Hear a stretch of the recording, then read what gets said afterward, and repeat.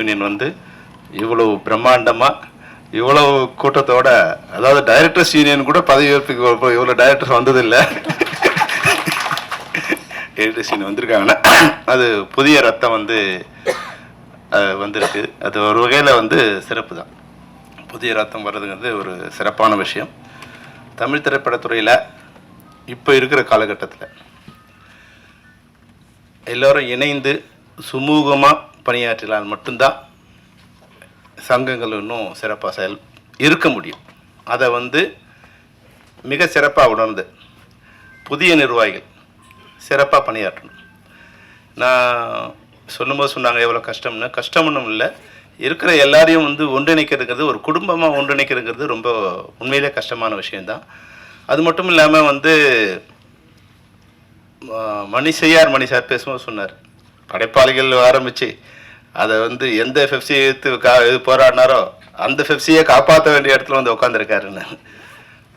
அன்னைக்கு நான் செய்த செயலும் இன்னைக்கு நான் செய்து கொண்டிருக்க செயலும் ரெண்டும் ஒன்று தான், வேறு வேறு ஃபார்மேட்டில் இருக்குது. எந்த நோக்கத்துக்காக வந்து படைப்பாளி ஆரம்பிக்கப்பட்டதோ, அதாவது படைப்பாளிகளோட சுதந்திரம் பாதிக்கப்படக்கூடாது, என்ன மாதிரியான திரைப்படங்களை எடுக்கணுங்கிறது படைப்பாற்றல் இல்லாத மற்ற யாரும் வந்து டிசைட் பண்ணக்கூடாது. அப்படி பாலுமகேந்திரா வெற்றிமாறன் சொன்னாங்க, பாலுமகேந்திரா சாரில் ஆரம்பித்த பிரச்சனை தான் அது. ஒரு எடிட்டராக, ஒரு ஸ்டில் ஃபோட்டோகிராஃபராக ஒரு டைரக்டர் ஒர்க் பண்ணக்கூடாது அப்படிங்கிற ஒரு பிரச்சனையில் வந்தது தான். அன்னைக்கு இது மாதிரியான எப்பவுமே இன்னைக்கு இந்த பதவி புதிய ரத்தம் வந்திருக்கு இல்லையா, அது எப்படிங்கிறது யோசிச்சுக்கணும். ஏன்னா நான் பதவிக்கு வந்த பிறகு இந்த சங்கங்கள் நடத்தும் போது நாங்கள் எல்லாருமே வந்து யாரும் சங்கத்தில் வந்து எலெக்ஷன் நின்று இப்போ எங்கள் தலைவராகவோ பொருளாளரோ ஆகிறதுக்காக வந்தவங்க இல்லை. நான் டைரக்டராகவும் வந்தேன், அவர் எடிட்டராக வந்தார், ஒரு கேமராமேனாக வந்தார். தவிர சங்கத்தை காப்பாற்றுக்காக நாங்கள் வரல. வந்த பிறகு சிச்சுவேஷன்ஸ் மாறும்போது நம்ம ஓய்வு நேரங்களில் இந்த சங்கத்துக்கு பணியாற்றான்னு வரும். அது மாதிரி வரும்போது என்ன ஆயிடுச்சுன்னா, இப்போ இருக்கிற சூழ்நிலையில் சங்கங்களில் நிர்வாகியாக வர்றதே ஆபத்துங்கிற ஒரு சிச்சுவேஷன் வந்துடுச்சு. அது அப்போ அந்த நேரத்தில் இருந்தது. அது என்னென்னா அதிகாரம் செலுத்துவதற்கான ஒரு அமைப்பாக இருந்தது. இப்போ நான் வந்து பெப்சிக்கு தலைவர் ஆன பிறகு ஒரு யூனியனும் ஒரு சங்கத்தையும் நேரடியாக அழைச்சி எந்த அராஜகத்தால் இல்லை எந்த வந்து மீறுதலால் யாரெல்லாம் நமக்கு எதிரியாகிறாங்க, யாரோ ஒருத்தர் பண்ணுறதுக்கு யாரோ ஒருத்தர் பண்ணும்போது அது மொத்தமாக வந்து பெப்சி அராஜகம், இல்லை வந்து டைரக்டர்ஸ் யூனியன் அராஜகம், இல்லை ஃபைட்டர்ஸ் யூனியன் அராஜகம், அது மாதிரி வந்து மாறிடுது. அப்போ இந்த சுய ஒழுக்கத்தை முதல்ல நம்ம கடைபிடிக்கணும். படப்பிடிப்புகளில் சுய ஒழுக்கம் இருக்கணும், கட்டுப்பாடு இருக்கணும். எடுத்ததுக்கெல்லாம் வந்து வன்முறையோ இல்லை வந்து தன் பணப்போக்கின போக்குள்ளேயே செயல்படக்கூடாதுங்கிறது முதல்ல அது செயல்படுத்தி என்ன நோக்கத்துக்காக நான் படைப்பாளியை நாங்கள் வந்து ஆரம்பித்தோமோ அந்த நோக்கத்தை இப்போ நிறைவேற்றிக்கிட்டு இருக்கோம். இன்றைக்கி திரைப்படத்துறையில் இருக்கிற பெப்சி இதில் இருக்கிற எல்லா சங்கங்களும் சுய ஒழுக்கத்தோடும் சுய கட்டுப்பாடும் எந்த விதமான பிரச்சனையாக இருந்தாலும் அதை பேசி தீர்த்து கொள்ள வேண்டுமே தவிர படப்பிடிப்பை நிறுத்துவது, படப்பிடிப்பில் வந்து தகராறு பண்ணுறது, இது மாதிரி எந்த விதமான பிரச்சனை இருக்கக்கூடாதுன்னு இந்த கடந்த 5 வருடங்களாக போராடி 7 வருடங்களில் போராடி கடந்த 3 வருடங்களாக அந்த பிரச்சனை சுமூகமாக இருந்துகிட்டு. இப்போ எந்த விதமான பிரச்சனையும் தயாரிப்பாளர்களுக்கோ இல்லை வந்து திரைப்படத்துறையை சேர்ந்த தொழிலாளர்களுக்கோ இல்லாத ஒரு சூழ்நிலை. இது உருவாக்குறதுங்கிறது வந்து சாதாரணமான விஷயம் இல்லை. தினமும் அவர்களுக்கு வந்து நிர்வாகிகளை அழைச்சி நிர்வாகிகளை பேசி நம்ம எப்படி இருக்கணும், என்ன மாதிரியா இருக்கணும். இன்றைக்கி இருக்கிற காலகட்டத்தில் முன்னாடிங்கிறது வந்து நமக்கு ஆல்டர்னேட்டிவ் கிடையாது. இன்றைக்கி வந்து எப்போ டிஜிட்டல் யுகம் மாறிச்சோ அப்போ வந்து யார் வேணாலும் படம் பண்ணலாம், யார் வேணாலும் படம் பண்ண முடியும் அப்படிங்கிறத எல்லாருக்கும் புரிய வச்சு நம்ம இன்னைக்கு தொழில்துறையில் நம்ம மட்டும்தான் இருக்கிறதுக்கு காரணம் வந்து நம்மளுடைய டெக்னிக்கல் எக்ஸலன்ஸ். நம்மளை மாதிரி டெக்னிக்கல் எக்ஸலன்ஸ் உள்ளவங்க வெளியே இல்லை.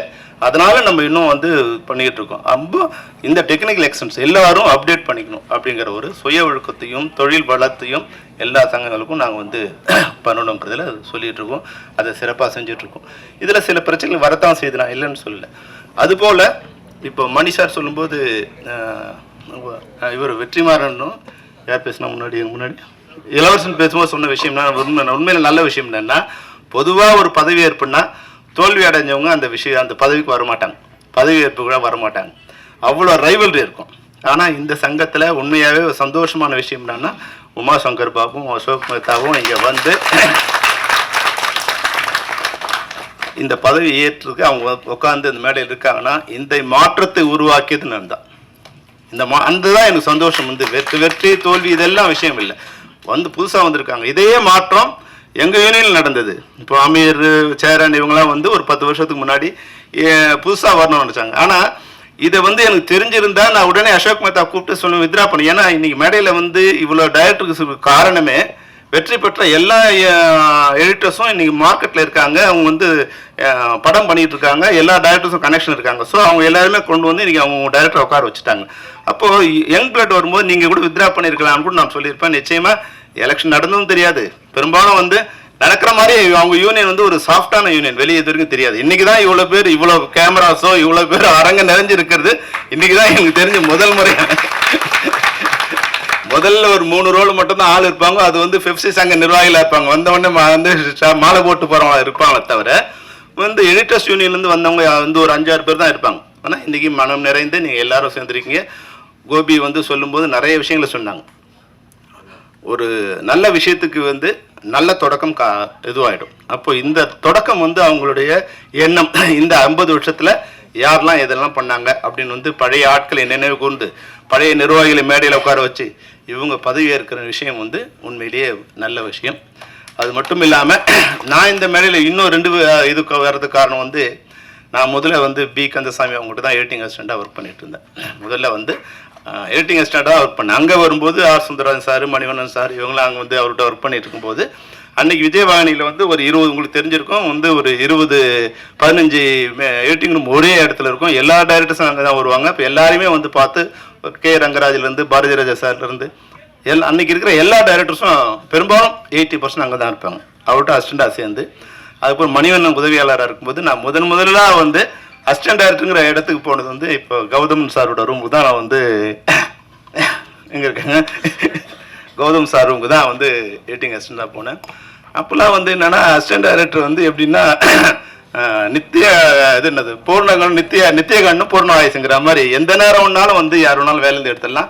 சாப்பாடு கூட வந்து அவங்க போட்டால் சாப்பிட்லாம். அந்த மாதிரி நிலையில் பெரும்பாலும் மணிவண்ணன் சார் அசிஸ்டண்ட் வந்து ஒரு 10-11 பேர் இருப்பாங்க. தயாரிப்பாளர் வந்தால் ஒரு 3 பேர் மட்டும் தான் எடிட்டிங் வரணும்னு சொல்லுவார். ஆனால் கௌதம் சார் என்ன பண்ணுவார், அவருக்கு அன்றைக்கி ராமநாராயண் கம்பெனி ஒர்க் பண்ணிருக்கோம், 4-5 கம்பெனி ஒர்க் பண்ணிட்டு இருப்பாங்க. அப்போ எல்லாம் வந்து அங்கே வரும்போது எல்லா அசிஸ்டன்ட் டைரக்டருமே வர வச்சு அங்கே உட்கார வச்சு சாப்பாடு போட்டு யாராக இருந்தாலும் அங்கே வந்து சாப்பிட்லாம். எப்படி ராஜாபுரத்தில் வந்து விஜயகாந்த் சார் ஆஃபீஸ் போனால் சாப்பிடலாம் நிலைமை இருந்ததோ, அது மாதிரி கௌதம் சார் ஆஃபீஸில் வந்து நாங்கள் மணிவண்ணன் அசிஸ்டன்ட் யார் போனாலும் எப்போ போனாலும் சாப்பிட்லாங்கிற ஒரு அப்போ வந்து ஒரு அட்டாச்மெண்ட் வந்து டைரக்டர் எடிட்டர்ஸோட ஒரு அட்டாச்மெண்ட்டு. அது மாதிரி வெற்றிமாறன் சொல்றது கூட அவரோட ஸ்டைல், என்னோட ஸ்டைல் கூட அதுதான். வந்து நான் ஒரு கதையை வந்து என்னுடைய ஒரு ஒரு புதுசாக ஒன்று கிரியேட் பண்ணும்போது அதை மற்றவங்களுக்கு நம்ம சொல்ல முடியாது. அவங்களால அந்த மாற்றம், இப்போ நிகழ்ந்த மாற்றம் வந்து 20-30 வருஷம் கழிச்சு நிகழ்ந்த மாற்றம், நான் வரும்போது நான் நினைக்கிறத மற்றவங்களுக்கு சொன்னேன். அங்கே போய் மேனேஜர் சொல்லுவார், இவெல்லாம் என்னப்பா டைரக்டர் இவன் வந்து தண்ணி கஷ்டம் இருக்கும்போது இவெல்லாம் ரோடு ஃபுல்லாக தண்ணி ஊற்றிட்டு இருக்கானுங்க, இவனுக்கு வந்து வண்டியாக தண்ணி ஊற்றுறானுங்க அப்படின்னு. மற்றவங்க பாட்டிலாக தண்ணி அடிச்சுட்டு இருக்கும்போது நாங்கள் வண்டியாக ரோட்டில் தண்ணி ஊற்றிட்டு தான் அவங்களுக்கு வந்து கஷ்டமாக போயிடுச்சு. நம்ம வந்து இன்னொரு சொன்னோம், சார் ஒரு ஷார்ட் எடுக்கணும்னு நினச்சேன். அதாவது வந்து என்னென்னா நைட் எஃபெக்டில் ராஜாஜி ஹாலில் ஒரு பிளாக் அண்ட் ஒயிட்டில் ஒரு ஷார்ட் வேணும். அதுக்கு வந்து அந்த லைட் பண்ணால் ப்ரௌன் அண்ட் ஒயிட்டாக தான் வருது தவிர பிளாக் அண்ட் ஒயிட்டாக வரல. ப்ளீச் அவுட் ஆனால் ஃபுல்லாக ஒயிட் ஆகிடுது. அப்போ வந்து ஒரு ஐடியா பண்ணி ஒரு என்ன பண்ணோம், அந்த ஸ்டெப்ஸோட முனையில் மட்டும் வந்து ஒரு ஒயிட் வாஷ் சுண்ணாம்பு வச்ச இது பண்ணால் லைட் பண்ணும்போது இது ஒயிட்டு அது பிளாக் அண்ட் எல்லாம் தெரியுங்கிறதுக்காக நான் வந்து ஆர்ட் டைரக்டர்கிட்ட சொல்லி, சார் கொஞ்சம் இது மட்டும் வந்து நைட் ஷூட்டிங்கு வந்து இது பெயிண்ட் பண்ணி கொடுங்க அப்படின்னு. உடனே அவர் போனார் ராவுத்தர் ஃபிலிம்ஸில். எப்போ இவங்களை வச்சா விஜயகாந்த் இப்போயோ மதுரைக்கு போக வேண்டியதான்ப்பா, கவர்மெண்டாலேயே ராஜாஜாலுக்கு வந்து சுண்ணாம்பு அடிக்க முடியல, இவங்க ராஜாஜாலுக்கே சுண்ணாம்பு அடிக்க சொல்கிறாங்க. இப்போ இதையெல்லாம் மீறி தான் வரணும். இதையெல்லாம் மீறி வரும்போது அன்னைக்கு நல்ல வேலையாக நான் வந்து என்னோட ஒர்க் பண்ண என்னோட சீனியர் வந்து எடிட்டிங் அசிஸ்டண்ட்டாக இவர் எடிட்டராக இருந்ததால், ஜெயச்சந்திரன் எடிட்டராக இருந்ததால் அவங்க கொஞ்சம் காப்பாற்றி நம்ம எடுக்கிற விஷயங்களை வந்து தயாரிப்பாளர் காமிக்காமல் ஏதாவது தப்பாக இருந்தால் கூட அது நமக்கு நாமே இது வச்சு அப்போ புதிய டைரக்டர்களை வந்து காப்பாற்றுறது வந்து முதல்ல எடிட்டர்ஸ் தான் முதல்ல காப்பாற்று. அதனால் அந்த வகையில் எடிட்டர்ஸோட எனக்கு வந்து ஒரு நல்ல அட்டாச்மெண்ட். அப்போ அவங்களோட அந்த உறவு வந்து தொடர்ந்து பயணிச்சுட்டே இருக்கு. ஆனால் இப்போ வரும்போது என்ன ஒரு ப்ராப்ளம் இருக்குன்னா, அப்போ வந்து எடிட்டிங் ரூம் வந்து ஒரு குடும்பமாக இருந்தது. எடிட்டிங் ரூமில் director assistant, camera sorry editor assistants ஒரு 10 பேர் எப்பவுமே இருப்போம். அப்போ ஒரு எப்படி நம்ம கண்ணு முன்னாடி ஃபிசிக்கலாக வந்து ஒரு ஃபிலிமை வந்து கட் பண்ணி எப்படி எடிட்டர் எங்கே கட் பண்ணுறாரு, எங்கே ஒட்டுறாரு, அப்போது டைரக்டருக்கும் எடிட்டருக்குமான ரிலேஷன்ஷிப் என்ன, சமயத்தில் வந்து டைரக்டர் அப்போ வந்து பெரும்பாலும் வந்து நைட்டில் தான் மணிவண்ணன் சார் வந்து ஒர்க் பண்ண வருவார். அவர் ஃபுல் டயர்டாக இருப்பார். அப்போ என்ன பண்ணுவார்னா, அவர் நினச்சி கட் சொல்கிறதுக்குள்ளே அவர் கொஞ்சம் டைம் ஆகும். மார்க் அப்போ வந்து சீன் பேக்கில் மூவி வேலை தான் மார்க் பண்ணணும். மார்க் பண்ண கையை வச்சார்னா ஒரு 4 ஃப்ரேம் ஓடிடும். அப்போ வச்சுட்டு கட் பண்ணி மார்க் பண்ணணும். அவர் ஒரு கட் பண்ண இடத்துல மார்க் பண்ண இடத்துல கட் பண்ணி மறுநாள் காமிச்சா எடிட்டர் திட்டுவார், என்ன கௌதமன் நான் சொன்ன மாதிரி நீ கட் பண்ணலையே, லூஸாக இருக்கேன்னு. அப்போது அதுலேருந்து என்ன பண்ணுவார் கௌதம் சார் என்ன பண்ணுவார்னா, அவர் கட் பண்ண சொன்னால் கட் பண்ண மார்க் ஒன்று வச்சுப்பார், அவரோட மார்க் ஒன்று வச்சுப்பார். கட் பண்ணதுலேருந்து ஒரு 8 அடி முன்னாடியோ பின்னாடியோ அவர் இங்கே ஃப்ரேமை பார்க்கறத விட மணிவண்ண மூஞ்சியாக பார்த்துட்டு இருப்பார். அவர் எங்கே கட் பண்ண நினைக்கிறாருங்கிறத முதல்ல அவர் பார்த்துருவார். டக்குனு அந்த ஃப்ரேம் மார்க் பண்ணிக்கிட்டு மறுநாள் வந்து அவர் கொடுத்த மார்க்கிங்லேயே அந்த கட்டிங் இருக்காது, இவர் ஒரு கட் பண்ணி அதை காமிப்பார். அப்போ பார்ப்பாரு, இப்போ எப்படி இருக்கு கௌதமன் நான் சொன்ன மாதிரி இருக்குல்ல. அப்போ ஒரு எடிட்டர் வந்து மார்க்கிங் மட்டும் இல்ல, எடிட்டர் டைரக்டரோட ரியாக்ஷன் அவங்க ஃபேஸ் வச்சு எங்க கட் பண்ண நினைக்கிறாங்க, அவங்களுக்கு என்ன தேவைப்படுதுங்கிறத கூட அவங்க வந்து கூர்ந்து கவனிச்சது. அப்படி ஒரு காலகட்டம் இருந்தது. இப்போ என்னன்னா ஒரு பிசிக்கலா நிறைய பேரை நான் சொல்லலை, நான் பார்த்த வகையில் சொல்லும்போது ஆன் ஸ்பாட் ஒர்க் பண்ணுற எடிட்டிங்கிறது வந்து ஜஸ்ட் அது வந்து ஒரு அசம்பிளிங், என்ன ஷாட் வேணும் என்ன எப்படி வேணுங்கிறது ஒரு அசம்பிளிங்கை தவிர அது வந்து ஒரு உயிர் கொடுக்குற ஒரு இதுவாக இருக்காது. டைரக்டர் வந்து எதாவது மிஸ் ஆக ஷாட் எடுக்கணும், இல்லை வந்து ஃப்ரேம் வைக்கும்போது அதில் வந்து சிஜி பண்ணுறதுக்கு உண்டான வந்து மார்க்கிங் பண்ண ஒரு இதுவாக இருக்கணும். தவிர அந்த ஷார்ட்டை வந்து எடிட்டிங் ரூம் வந்து எடிட்டரும் டைரக்டரும் உட்காந்து ரஷ்ஷை பார்த்து என்ன மாதிரி வேணும் அப்படிங்கிறத எடிட் பண்ணால் இன்னும் கொஞ்சம் உயிரோட்டமாக இருக்குங்கிறது என்னோட கருத்து. ஆனால் வந்து நீ சும்மா பழைய புராணம் பாடாதுன்னு மற்றவங்க நினைக்கலாம். ஆனால் படங்கள் பார்க்கும்போது எனக்கு தோணும், இது மாதிரி வந்து படங்கள் பார்க்கும்போது இன்னும் கொஞ்சம் இது உயிரோட்டமாக இருந்தால் நல்லா இருக்கும். அப்போ எடிட்டருங்கிறவங்க வந்து சும்மா வந்து கட் பண்ணி ஓட்டுறவங்க கிடையாது எடிட்டர். அவங்க வந்து அதை வந்து ஒரு பிரம்மன் மாதிரி அந்த வந்து அதை ஒரு உயிர் கொடுக்க வேண்டிய ஒரு கட்டாயத்தில் இருக்காங்க. ஒரு அந்த ஃபிலிம் ஷாட்டுங்கிறது வந்து வெறும் செங்கல் தான், வெறும் செங்கல் அடுக்கிறவன் வந்து மேஸ்திரி. அதில் வந்து சிற்பமாகவோ இல்லை வந்து ஒரு கட்டிடமாகவோ கட்டுறோம் தான் ஒரு கலைஞன். அப்போ எடிட்டர் வந்து ஒரு அடுக்கிற மேஸ்திரியாக இல்லாமல் வந்து அது கட்டுற கலைஞனாக இருக்கிற படங்கள் பார்த்தீங்கன்னா சாதாரண படங்கள் கூட மிக பிரம்மாண்டமாக வந்து அது உருவாகி நல்லமாக இருக்கு. அப்போது நீங்கள் இப்போ எடிட்டர்ஸோட இப்போ கோபியை வந்து சொன்ன விஷயங்களில் இந்த விஷயங்கள் எல்லாம் ஓகே. ஆனால் இப்போ நான் எது வந்து லேக்கிங்காக இருக்குன்னு நினச்சா, ஒன்று மெம்பர்ஸ் ஒர்க் பண்ணணும். மெம்பர்ஸ் ஒர்க் பண்ணுறது வந்து டைப் பண்ணணும். இப்போ ஒரு சில விஷயம் கோபிக்கு தெரியணும், மற்ற நிர்வாகிகளுக்கு கூட தெரியணும். என்னன்னா இன்னைக்கு முன்னாடி இப்போ இலவசம் சொல்லும்போது சொன்னார், முன்னாடி வந்து நாங்கள் என்ன பண்ணோம்னா யூனியன்ஸுக்கு பணம் வரலன்னா மற்ற யூனியன்ஸுக்கு பணம் வரலன்னா எடிட்டிங்கில் சொல்லி எடிட்டிங் எடுத்துவோம். ஆனால் இப்போ எடிட்டிங் எங்கே நடக்குதுன்னு எங்களுக்கு தெரியல. ஸ்பாட்டில் நடக்குதா இல்லை வீட்டில் நடக்குதா எங்கே நடக்குதுன்னு தெரியல. ஒரு 4-5 காப்பி இருக்குது, இங்கே போய் நிறுத்தினா இன்னொரு இடத்துல எடிட்டிங் நடக்குது, வேறு இடத்துல எடிட்டிங் நடக்குது. அந்த எடிட்டர் நம்மளா இருக்காரான்னு கண்டுபிடிக்கிறதுக்குள்ள லேட் ஆகிடுது. அந்த எடிட்டர் நம்மளா இருந்தால் கூட அவர் தன்னை காப்பாற்றிக்கிறதுக்கு வந்து அது கோஆப்ரேஷன் வந்து ரொம்ப கம்மியாக இருக்குது. அப்போ இப்போ இருக்கிற நிர்வாகிகளுக்கு நாங்கள் வந்து ஒரு ப்ரெஷர் கொடுக்குறோம்.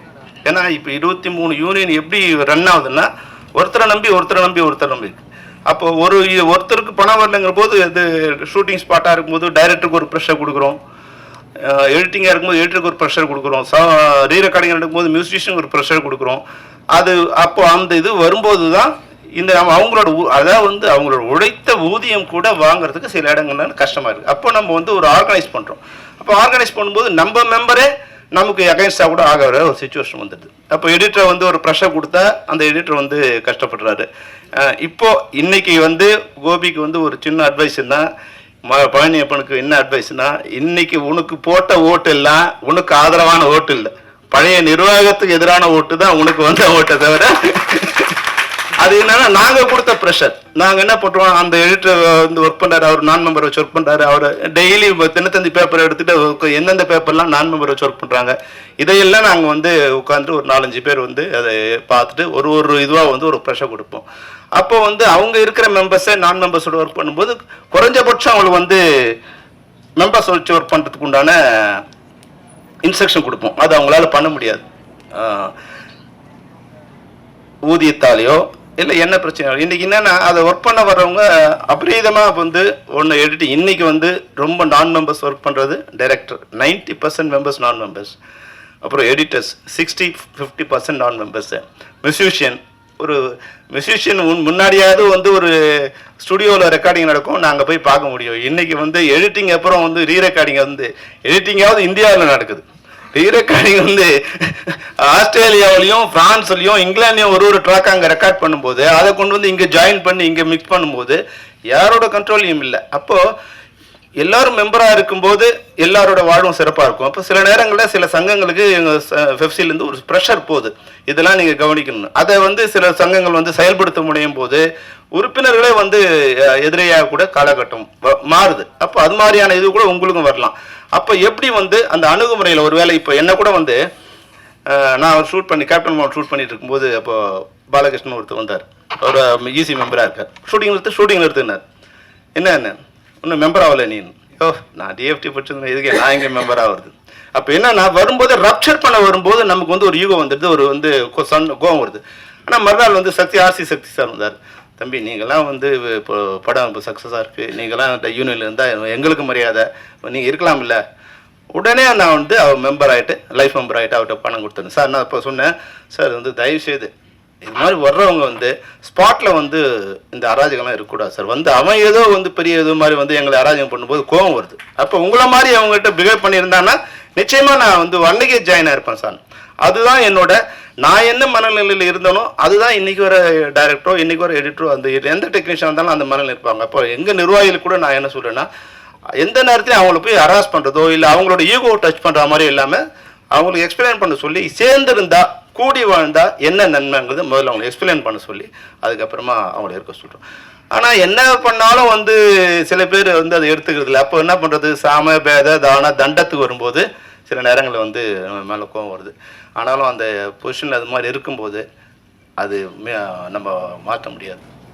வந்திருக்க நிர்வாகிகள் வந்து நீங்கள் வந்து அந்த இதில் படிக்கும்போது பழசையும் நினைவு கூர்ந்தீங்க, புதிய விஷயங்கள் ரொம்ப நல்ல விஷயங்களை சொன்னீங்க. நீங்கள் எல்லாரும் ஒன்று சேர்ந்து பழைய குப்பையெல்லாம் கிளறிட்டு இருந்தால் வந்து அதுக்குள்ளே 2 வருஷம் முடிஞ்சிடும்.